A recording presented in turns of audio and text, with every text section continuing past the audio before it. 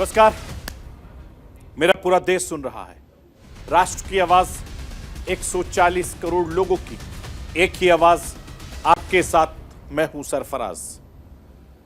मैं सरफराज सैफी आपको बताना चाहता हूं, सेमीफाइनल में भारतीय जनता पार्टी को मिली बम्पर जीत के बाद पार्टी के हौसले बुलंद है और सेमीफाइनल के बाद अब फाइनल जीतने की तैयारी बीजेपी ने शुरू कर दी है। सेमीफाइनल में जिस तरीके से मोदी की गारंटी बीजेपी के लिए जीत की गारंटी बनी, अब 2024 के चुनाव में भी जीत की गारंटी बनने वाली है। प्रधानमंत्री मोदी ने चुनावी नारे को अपनी गारंटी से जोड़ते हुए एक नई परिभाषा दी है। मोदी बार बार देश के विकास, देश की अर्थव्यवस्था को अपनी दी हुई गारंटी से जोड़कर विपक्ष को अभी से बैकफुट पर धकेलने की कोशिश कर। अब एक बार फिर से साल 2024 के पहले प्रधानमंत्री मोदी ने एक और ऐसी गारंटी दी है जिसने इंडिया गठबंधन में खलबली मचा दी है। क्या है मोदी की गारंटी? आज आपको राष्ट्र की आवाज के जरिए बताने, दिखाने, समझाने की कोशिश करूंगा। पिछले 10 साल से नरेंद्र मोदी देश के प्रधानमंत्री हैं। नरेंद्र मोदी की अगुवाई में साल 2014, साल 2019 के लोकसभा चुनाव में भारतीय जनता पार्टी को शानदार जीत मिली और यह सच है कि मौजूदा वक्त के तमाम नेता प्रधानमंत्री नरेंद्र मोदी के आसपास नहीं ठहरते हैं। और एक सच यह भी है कि इन 10 सालों में भारत के दक्षिण दुर्ग पर बीजेपी अपने विजय पताका फहराने में नाकाम रही है। ऐसे में प्रधानमंत्री नरेंद्र मोदी ने 2024 के लिए 2 स्टेट योजना तैयार की है, जिसमें केंद्र में है भगवान भोलेनाथ की नगरी काशी, बीजेपी के लिए दक्षिण का दुर्ग साधने के लिए क्या प्लान है, आज आपको राष्ट्र की आवाज के जरिए समझाने की कोशिश करूंगा। साल 2024 के फाइनल मुकाबले के लिए इंडिया गठबंधन अब एक्टिव मोड पर आ गए हैं। करीब 3.5 महीने के बाद इंडिया गठबंधन की चौथी बैठक होने जा रही है। पटना, बेंगलुरु, मुंबई के बाद गठबंधन की बैठक का कारवा अब देश की राजधानी दिल्ली पहुंच चुका है और पिछली 3 बैठक के मुकाबले इस बार के हालात थोड़े अलग हैं। विधानसभा चुनाव में कांग्रेस को करारी हार के बाद यह पहली बैठक हो रही है। ऐसे में सभी दल की नजर इस बैठक पर है। इस बैठक में क्या होने वाला है, इस बैठक में क्या बात बनेगी, इन सब सवालों का जवाब आज राष्ट्र की आवाज के जरिए आपको बताने की कोशिश करूंगा। मैं अपने हिंदुस्तान के कोने कोने की आवाज को दिल्ली तक पहुंचाता हूं, दिल्ली की आवाज को देश दुनिया के कोने कोने तक पहुंचाता हूं, नेताओं की आवाज को मैं आम लोगों तक पहुंचाता हूं, आम लोगों की आवाज को मैं अपने देश के हुक्मरानों तक पहुंचाता हूं। आपकी आवाज से मिलती है मेरी आवाज और बन जाती है राष्ट्र की आवाज।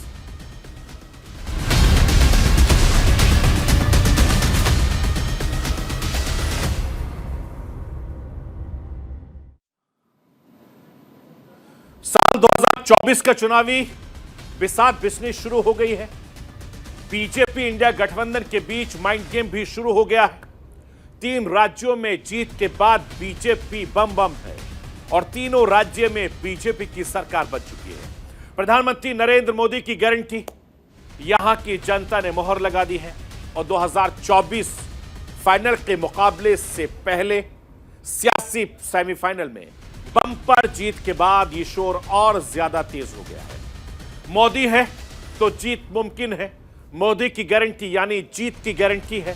प्रधानमंत्री नरेंद्र मोदी ने सूरत की रैली में एक ऐसी बात कह दी जिसने इंडिया गठबंधन में खलबली मचा दी। वैसे तो मोदी सूरत में हवाई अड्डे के नए टर्मिनल भवन और हीरे के बिजनेस के लिए डायमंड फोर्स का उद्घाटन करने पहुंचे थे, लेकिन 2024 के लिए पीएम मोदी विपक्ष की दुगदुगी और बढ़ा दी है। प्रधानमंत्री मोदी ने सूरत में देश को एक और गारंटी दे दी है। मोदी ने देश को गारंटी दी है कि अपनी तीसरी पारी में हिंदुस्तान को दुनिया की तीसरी सबसे बड़ी अर्थव्यवस्था बनाकर दिखाएंगे। मैं राष्ट्र की आवाज के जरिए आपको प्रधानमंत्री नरेंद्र मोदी को सुनवाना चाहता हूं। सुनिए किस तरीके से नरेंद्र मोदी ने साल 2024 को लेकर एक बड़ी गारंटी दे दी है जिसके चलते गठबंधन में खलबली मच गई है।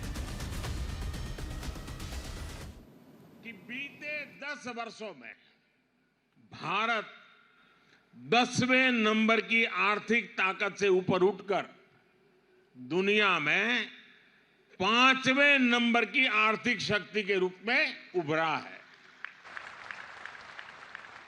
और अब मोदी ने देश को गारंटी दी है कि अपनी तीसरी पारी में भारत दुनिया की टॉप 3 इकोनॉमी में जरूर शामिल होगा।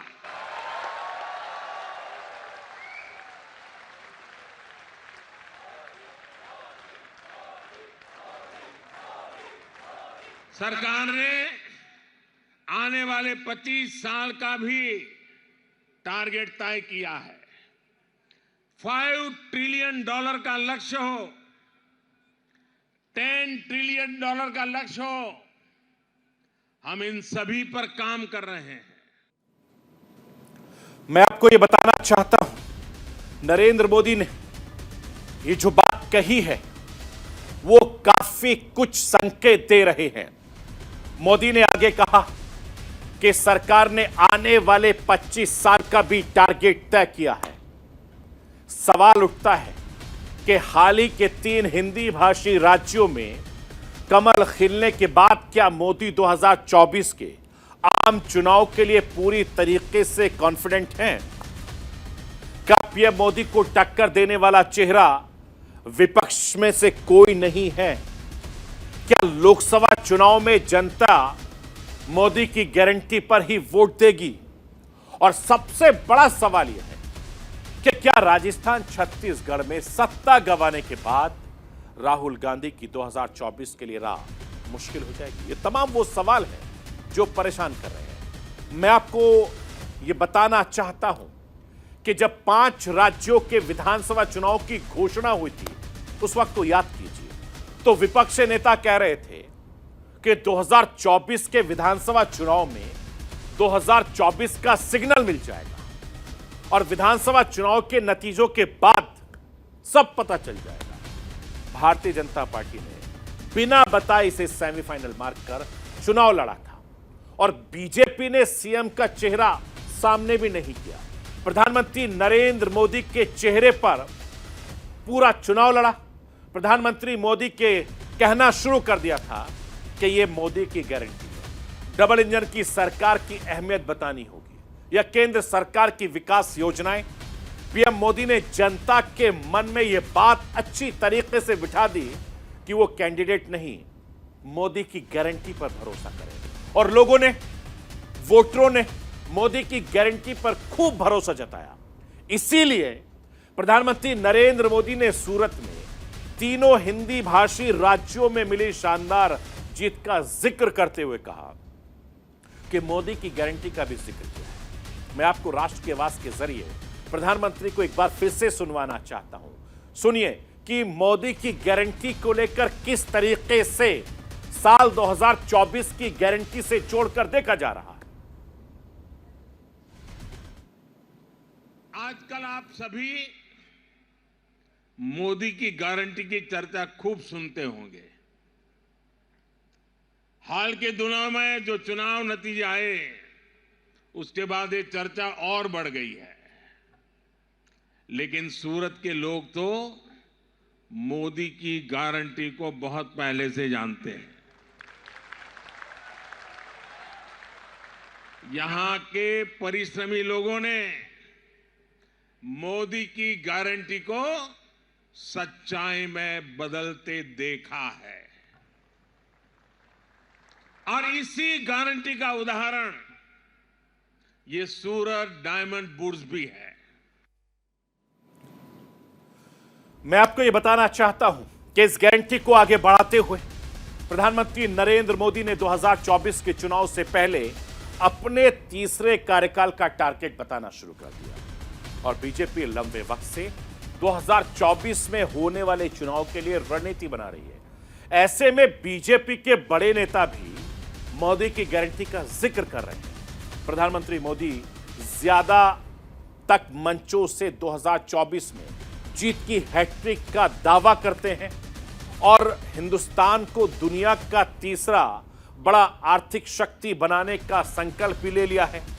दुनिया में मंदी के इस दौर में हिंदुस्तान मौजूदा वक्त में दुनिया की 5वीं अर्थव्यवस्था के पायदान पर लगातार कायम है और अब तेजी से तीसरी अर्थव्यवस्था बनने की ओर बहुत तेजी से काम किया जा रहा है, जिसका दावा प्रधानमंत्री नरेंद्र मोदी ने किया है। मैं आपको यह बताना चाहता हूं कि दिल्ली की गद्दी तक पहुंचने के लिए 10 साल पहले बीजेपी ने बनारस की धरती का इस्तेमाल किया और पूरी तरीके से कामयाब रही। बीजेपी की एक कोशिश उस राजनीतिक परंपरा में फिट हुई जिसमें कहा जाता है कि दिल्ली का रास्ता उत्तर प्रदेश से होकर गुजरता है। नए तेवर वाली बीजेपी को नए कलेवर के मकसद से ही नरेंद्र मोदी ने गुजरात से निकलकर उत्तर प्रदेश का रुख किया, तो बीजेपी की एक कोशिश बेहद कामयाब रही। अब 10 साल बाद बनारस की धरती से साउथ को साधने की कोशिश की जा रही है। साउथ में, भारत में बीजेपी कर्नाटक से आगे नहीं बढ़ पा रही और अब कर्नाटक भी उसके हाथ से निकलकर कांग्रेस के खाते में चला गया। और साल 2019 में बीजेपी ने कांग्रेस के साथ साथ सभी विपक्षी दलों को राष्ट्रवाद के नाम पर आक्रामक तेवर से घेरा था। प्रधानमंत्री नरेंद्र मोदी की चुनावी रैलियों में भी विपक्षी दलों के नेता निशाने पर हुआ करते थे। अब बीजेपी के राष्ट्रवाद की उसी लाइन को बढ़ाते हुए प्रधानमंत्री नरेंद्र मोदी एक भारत श्रेष्ठ भारत मुहिम के तहत काशी तमिल संगम की बात करते हैं और इस संगम के तार सियासत से जुड़े हैं। ये 2024 के सियासी संग्राम से साउथ भारत में बीजेपी की पकड़ वैसी नहीं है जैसे उत्तर भारत में, खासकर हिंदी पट्टी राज्यों में देखने को मिलती है। और यही वजह है कि बीजेपी 400 प्लस लक्ष्य के साथ साउथ में पैर जमाना चाहती है, जिसके लिए सांस्कृतिक कार्यक्रम का सहारा ले रही है। वाराणसी में काशी तमिल संगम में पहले तेलुगु भाषी लोगों को साधने के लिए गंगा पुष्कर मेले का आयोजन हो चुका है। अब मैं आपको प्रधानमंत्री नरेंद्र मोदी को एक बार फिर से सुनवाना चाहता हूं। उन्होंने काशी को लेकर क्या कुछ कहा है, काशी से कन्याकुमारी तक के तार किस तरीके से जोड़े हैं, सुनिए नरेंद्र मोदी को एक बार। काशी तमिल संगमम ऐसा ही अविरल प्रवाह है जो एक भारत श्रेष्ठ भारत इस भावना को लगातार मजबूत कर रहा है। इसी सोच के साथ कुछ समय पहले काशी में ही गंगा पुष्करालु उत्सव यानी काशी तेलुगु संगमम भी हुआ था। गुजरात में हमने सौराष्ट्र तमिल संगमम का भी सफल आयोजन किया था। मैं आपको यह बताना चाहता हूं, काशी की धरती से प्रधानमंत्री मोदी का यह संदेश न सिर्फ साउथ के दायरे में बंधे देश को एक साथ जोड़ने की है, सियासत की एक लंबी लकीर खींचने के लिए, जिसके दम पर सत्ता के साउथ दुर्ग को भी भगवा में किया जा सके। काशी की धरती पर तमिल संगम का उद्घाटन ऐसे वक्त में हुआ जब देश की सबसे पुरानी पार्टी कांग्रेस साउथ में अपना दबदबा बढ़ा रही है। कांग्रेस लगातार साउथ में अपनी मौजूदगी दर्ज करा रही है। अब बीजेपी के निशाने पर दक्षिण का दुर्ग है। मैं राष्ट्र की आवाज के जरिए आपको यह बताना चाहता हूं कि बीजेपी के लिए दक्षिण क्यों इतना ज्यादा अहम है, इसको जरा समझना होगा। साउथ भारत में कुल 131 लोकसभा सीटें आती हैं, जिनमें कर्नाटक में 28 सीटें हैं, तेलंगाना में 17 सीटें हैं, आंध्र प्रदेश में 25 सीटें हैं, तमिलनाडु में 39 सीटें हैं, केरल में 20 सीटें हैं, पुडुचेरी और लक्षद्वीप में 1-1 सीटें हैं। इसीलिए वहां पर सबसे ज्यादा नजर है। मैं आपको यह भी बताना चाहता हूं कि दक्षिण भारत के इन राज्यों में 131 लोकसभा सीटों में से बीजेपी के पास सिर्फ 29 सीटें हैं, और इसमें अकेले 25 सीटें कर्नाटक से आती हैं। बीजेपी 4 सीट तेलंगाना में जीती थी और 2019 में साउथ भारत में कांग्रेस के पास 27 सीटें थी, जबकि क्षेत्रीय दलों के खाते में 74 सीटें आई थीं। मैं आपको यह भी बताना चाहता हूं और यह भी सच है कि कर्नाटक तेलंगाना में कांग्रेस अपनी सरकार बना चुकी है। कर्नाटक और तेलंगाना विधानसभा चुनाव में कांग्रेस की जीत की गारंटी दी थी और लोकसभा चुनाव में इन राज्यों में भी सभी सीटों पर जीत की गारंटी बने। इस बात का संदेह है और इसी संदेह को सच साबित करने के लिए बीजेपी लोकसभा चुनाव से पहले पूरा जोर लगा रही है और लगातार अपने नेताओं को एक्टिव कर रही है। मैं आपको यह बताना चाहता हूं कि लोकसभा चुनाव के लिए बीजेपी पूरी प्लानिंग कर ली है, तो विपक्ष भी 2024 के लिए अब विसार बिछाना शुरू कर दिया है। पटना, बेंगलुरु और मुंबई के बाद गठबंधन की बैठकों का कारवा देश की राजधानी दिल्ली पहुंच चुका है। करीब 3 महीने के बाद 19 दिसंबर को दिल्ली में इंडिया गठबंधन की चौथी बैठक होने जा रही है और इस बैठक में 27 पार्टियों के 29 नेता शामिल हो रहे हैं। वैसे तो विधानसभा चुनाव से पहले इंडिया गठबंधन गया था, लेकिन राज्यों के चुनाव में गठबंधन बिखरा हुआ था और बाद में कहा गया कि 2024 के लिए बनाया गया था, ना कि विधानसभा चुनाव के लिए।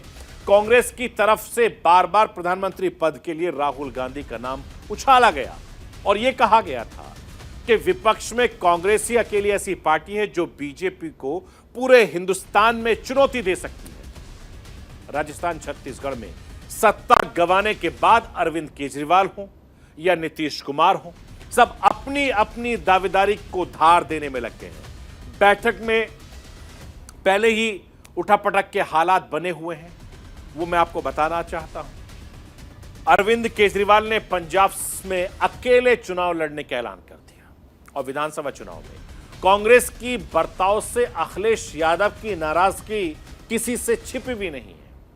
गठबंधन का संयोजक न बनाए जाने से नीतीश कुमार की नाराजगी वक्त वक्त पर आती रही है और यह अलग बात है कि नीतीश कुमार इस बैठक में शामिल होने के लिए बिहार से देश की राजधानी दिल्ली की तरफ कूच कर चुके हैं। इंडिया गठबंधन की इस बैठक में विपक्षी एकजुटता से सियासी माहौल गरमाने लगा है, इसकी झलक अभी देखने को मिल रही है और बैठक से पहले आरजेडी अध्यक्ष लालू प्रसाद यादव का बड़ा बयान सामने आया है। मैं आरजेडी प्रमुख को सुनवाना चाहता हूं कि वो क्या कह रहे हैं। बैठक में हम सब लोग आए हैं जी और इसको बहुत इसका उज्जवल भविष्य है और इंडिया गठबंधन इस बार देश में सत्ता बनाएगा और हम लोग जीतेंगे और सब लोग मिलजुल करके हम लोग एकजुट हैं और एकताबद्ध होकर के हम लोग नरेंद्र मोदी के सरकार को उखाड़ के फेंकेंगे। मैं आपको ये बताना चाहता हूं कि इंडिया गठबंधन की अब तक 3 बैठकें हो चुकी हैं। पहली बैठक 23 जून को पटना में हुई थी, जिसमें गठबंधन एक शक्ल लेते हुए दिखाई दिया था। दूसरी बैठक बेंगलुरु में 17-18 जुलाई को हुई थी, जिसमें गठबंधन का नामकरण हुआ था, इंडिया नाम रखा गया था। 31 अगस्त और 1 सितंबर को फिर मुंबई में ये बैठक हुई, जिसमें कोऑर्डिनेशन कमेटी का ऐलान हुआ था। अब इन 3 बैठकों के बाद चौथी बैठक की बारी है, जो देश की राजधानी दिल्ली में हो रही है। पिछली 3 बैठकों के मुकाबले इस बार हालात कुछ बदले से हैं। इस बैठक में लंबा गैप है और 5 राज्यों के चुनाव में भी इंडिया गठबंधन के घटक दलों की तलखी खुलकर सामने आई है। ऐसे में सबकी नजरें बैठक पर हैं। ऐसे में राष्ट्र की आवाज के जरिए आपको ये बताना चाहता हूं कि इंडिया गठबंधन की चौथी बैठक का एजेंडा क्या होने वाला है। अब इसको मैं आपको समझाना चाहता हूं। इस बैठक में सीट शेयरिंग पर चर्चा होना मुमकिन है, ऐसे कयास लगाए जा रहे हैं। गठबंधन को लीड कौन करेगा, इस पर भी चर्चा होगी। 2024 के लिए कॉमन एजेंडे की तैयारी होगी। देश भर में ज्वाइंट रैलियों का प्लान भी बन सकता है। इस तरह की खबरें हमारे सूत्र हमें बता रहे हैं। गठबंधन जनवरी या फरवरी में साझा प्रत्याशियों का ऐलान करने की तैयारी में है।